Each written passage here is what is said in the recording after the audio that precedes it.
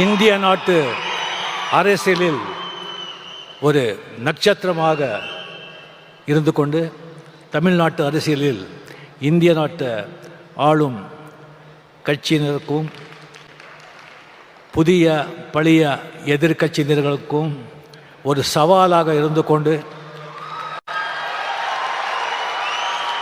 வாங்க 26 பார்க்கலாம் அப்படின்னு தனக்கே உறுதியான அந்த